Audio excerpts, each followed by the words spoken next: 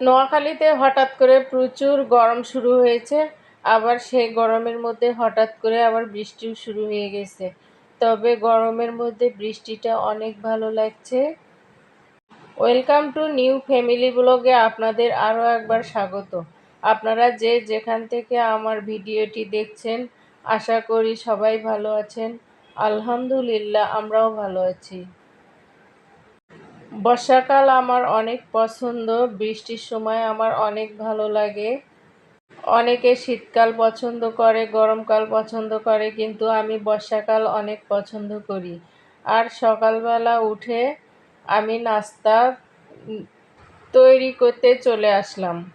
আর নাস্তা তৈরি করতে এসে রুটিটা যখন কাই করে নিলাম, তারপর গ্যাস চলে গেল।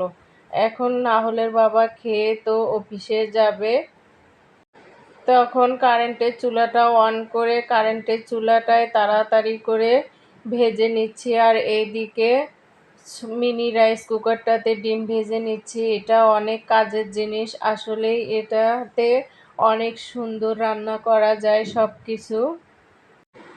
কারেন্টের চুলায়, ইন্ডাকশান চুলায় রান্না করতে অনেক দেরি হয়, তো রুটি ভাজতে আমার অনেক দেরি হয়ে যাচ্ছে। নাহলের বাবা গোসল করতে গেছে, সেজন্য এইদিকে ইন্ডাকশান চুলায় রুটি ভেজে নিচ্ছি, আর এইদিকে মিনি রাইস কুকারটাতে ডিম ভেজে নিচ্ছি। দেখেন কত সুন্দর ডিম ভাজা হয়েছে, ওটাতে সব কিছুই হয়।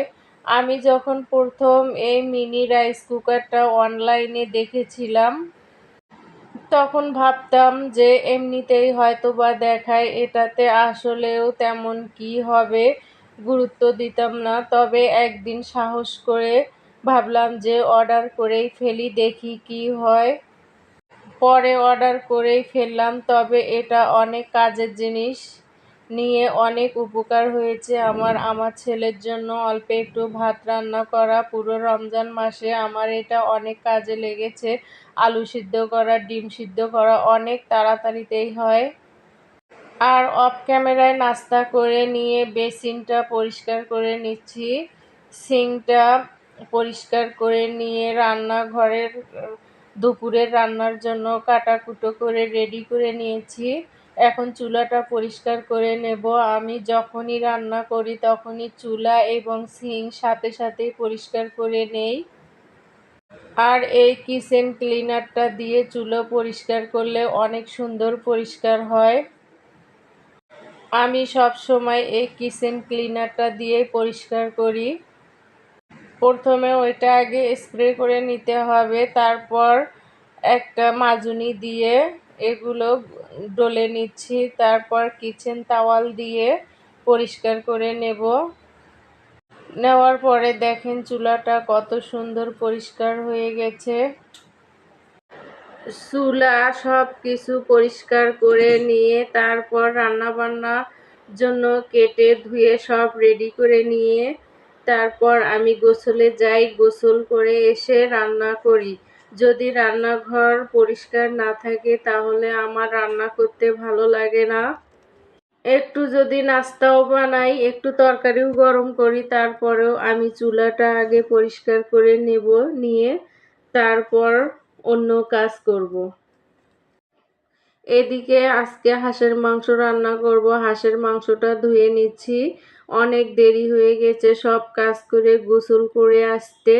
আজকে অনেক কাপড়ও ধুয়েছি। তো হাঁসের মাংসটা অনেক দ্রুত ধুয়ে নিয়ে প্রেসার কুকারে দেব, তাহলে তাড়াতাড়ি হবে। আজকে অনেকগুলো কাপড় ধুয়েছি, কাপড়গুলো আবার ছাদে রোদে দিয়ে আসলাম, সেই জন্য দেরি হয়ে গেল।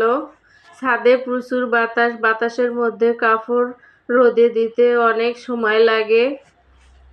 তো আমি হাঁসের মাংস রান্না করলে হাঁসের মাংসের মধ্যে বাদাম বাটা দেই। বাদাম বাটা দিলে হাঁসের মাংসটা মনে হয় আমার কাছে অনেক অন্যরকম একটা স্বাদ আসে।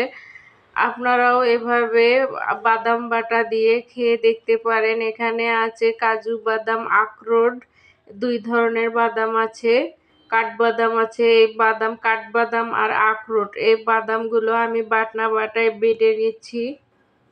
যারা আমার আগের ভিডিও দেখেছেন তারা তো জানেন আমি বাটনা বাটায় সব কিছু বাটি, ভর্তা করি। শিলপাটা কখনো ব্যবহার করি না। শিলপাটা আছে, তবে আমি ব্যবহার করি না। আমার কাছে বাটনাটাই ব্যবহার করতে ইজি লাগে। আর এইদিকে হাঁসের মাংসের মধ্যে আলু দিব, সেই আলুটা ছিলে নিচ্ছি। প্রেসার কুকারে হাঁসের মাংস কষিয়ে নিচ্ছি। আর যখন মুখটা লাগিয়ে দেব প্রেসার কুকারের, তখন আলুটা দিয়ে লাগিয়ে দেব, আগেই দেব না তাহলে। আর সাথে টাকি মাছ ভর্তা করব। আর সকালে ডাল রান্না করেছিলাম, সেই ডাল আছে। রান্না বান্না শেষ করার পর দেখেন হঠাৎ করেই বৃষ্টি, কি সুন্দর বৃষ্টি পড়ছে। এই ভ্যাপসা গরমের মধ্যে যদি এরকম বৃষ্টি পড়ে তাহলে অনেক ভালো লাগে। বৃষ্টির মধ্যে গোসল করতে আমার অনেক ভালো লাগে। বেলকুনিতেই গোসল করা যায়, ছাদে যাইতে হয় না। আর দুপুরের খাওয়া দাওয়ার পর একটু ঘুম থেকে উঠে সন্ধ্যার সময় নাস্তা বানাতে চলে আসলাম। এটা হচ্ছে নোয়াখালীর ডিম সুন্দরী পিঠা। এই পিঠাটা আমি শিখেছিলাম আমরা যখন আগের বাসায় ছিলাম, সেই বাসা মালিকের আন্টির কাছে শিখেছিলাম। এই পিঠাটা খুব অল্প সময়ে বানানো যায়, তবে খেতে অসম্ভব ভালো লাগে। ডিটেলসে দেখানো হয়নি, যদি আপনারা ডিটেলসে দেখতে চান তাহলে কমেন্ট করবেন অবশ্যই পরের ভিডিওতে।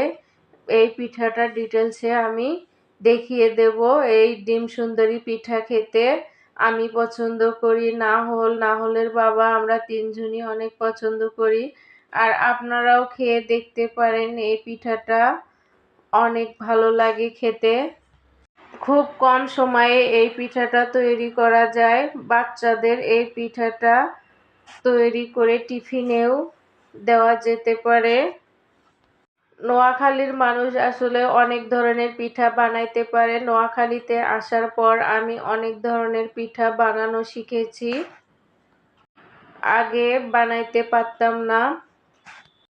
আর ভিডিওর এই পর্যন্ত যদি আপনারা সাথেই থেকে থাকেন তাহলে প্লিজ একটা লাইক দিবেন।